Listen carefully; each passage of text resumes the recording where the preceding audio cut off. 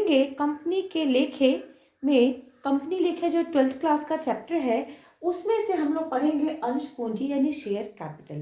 But आपको मैं share capital start करने से पहले सबसे पहले बता दूं कि कंपनी होता क्या है।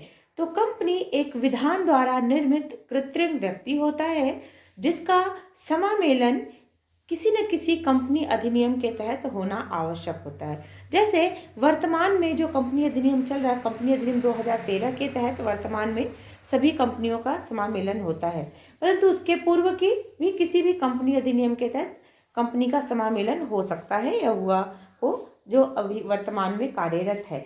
जितनी भी अंश पूंजी वाली कंपनियां होती हैं, यानी ऐसी कंपनियां जो अपने व्यवसाय को चलाने के लिए शेयर्स के माध्यम से, शेयर अंश का मतलब क्या होता है, हिस्सा, यानी जो अपने कंपनी में हिस्सेदार बनाती हैं। तो शेयर्स के माध्यम से जो कंपनियां पूंजी एकत्र करती हैं उसी को कहते हैं शेयर कैपिटल, अंश पूंजी।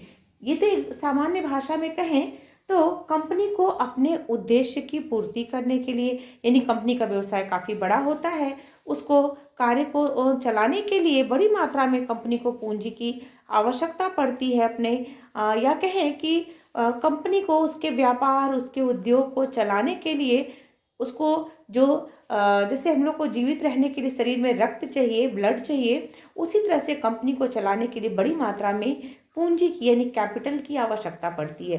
वो बड़ी मात्रा में कैपिटल कहाँ से आएगा? तो कंपनियां अंश पूंजी के माध्यम से, शेयर्स कैपिटल के माध्यम से ये एकत्र करती हैं।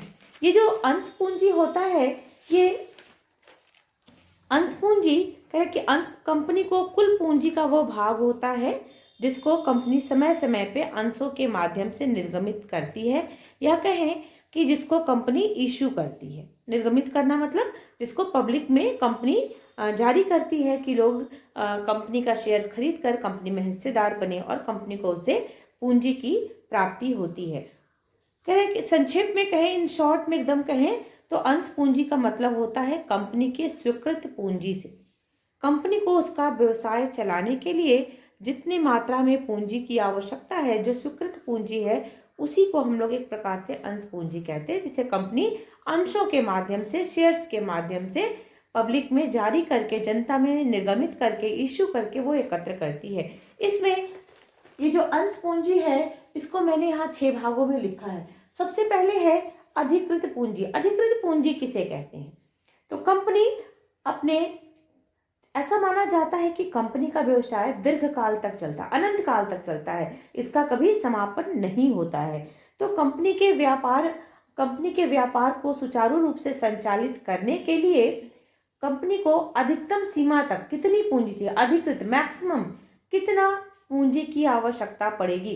कंपनी को इस पूंजी के साथ कंपनी का पंजीकरण भी होता है। कंपनी का जब समामेलन होता है या जिसको कहीं रजिस्ट्रेशन कराया जाता है तो उसमें दर्शाना पड़ता है कि कंपनी को अपना कार्य चलाने के लिए कितनी पूंजी की आवश्यकता है।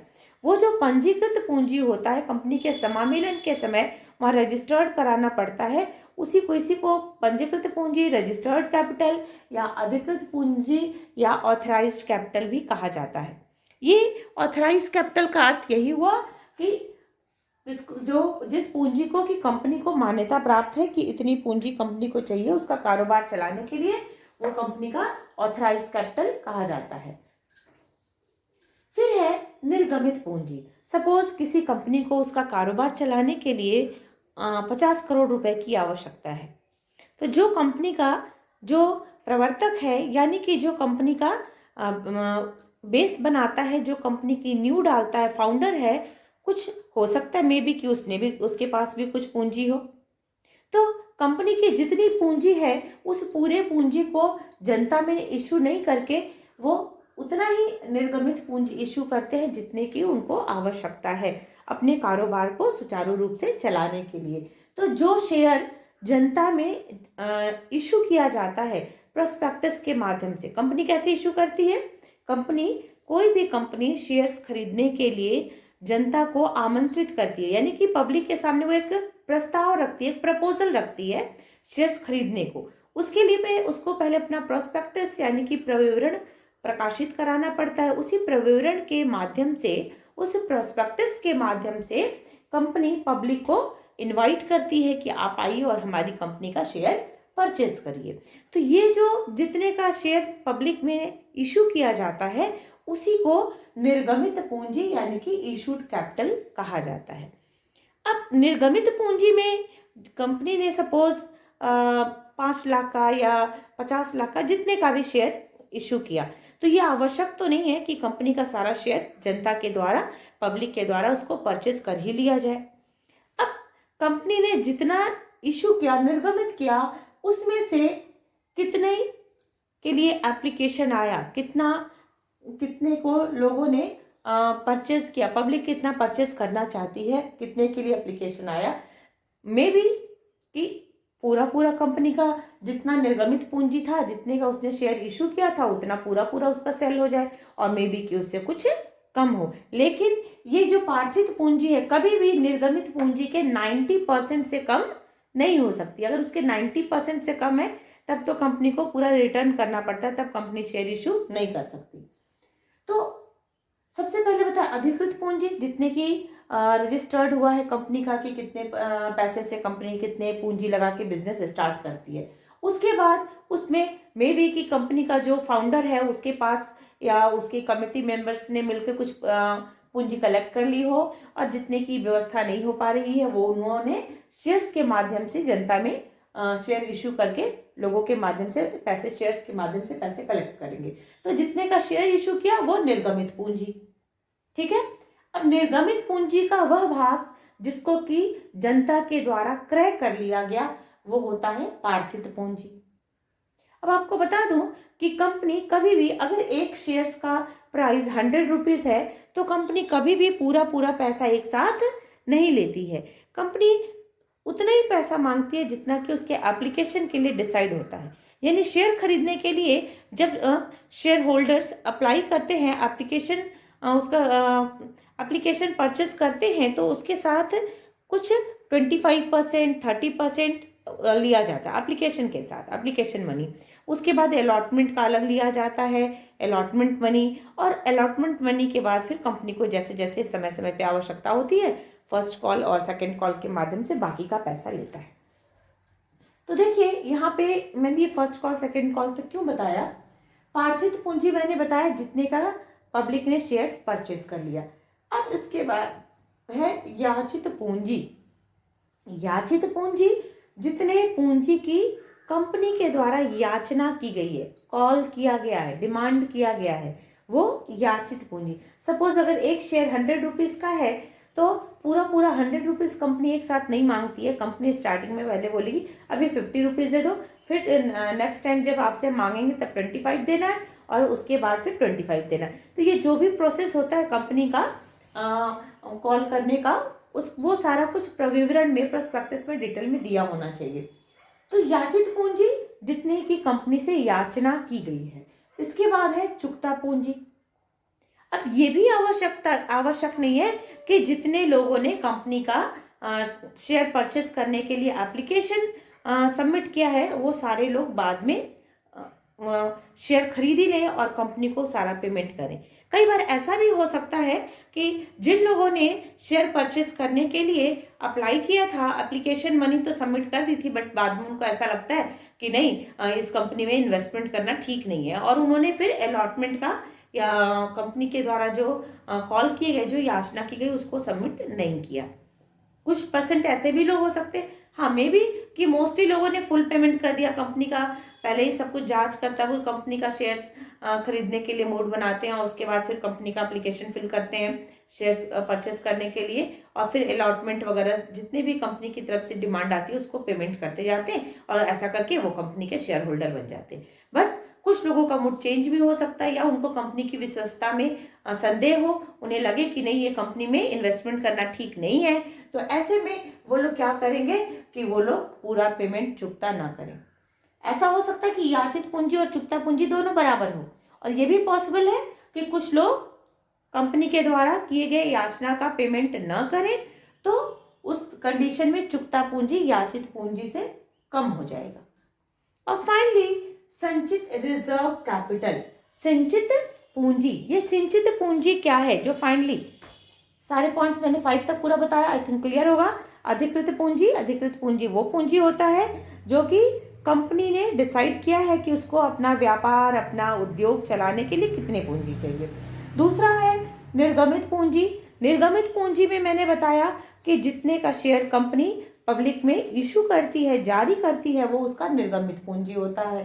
पार्थिव पूंजी, जितने के लिए लोगों ने अप्लाई किया है शेयर्स परचेस करने के लिए, वो उसका पार्थिव पूंजी एक प्रकार से हो जाता है। फिर है याचित पूंजी, जो कंपनी समय समय पे याचना करती है, कॉल करती है अपने शेयर होल्डर से बाकी का बैलेंस अमाउंट लेने के लिए, वो याचित पूंजी। चुकता पूंजी, जितना कंपनी के शेयर होल्डर्स कंपनी को पेमेंट करते हैं, वो उसका चुकता पूंजी हो जाता है।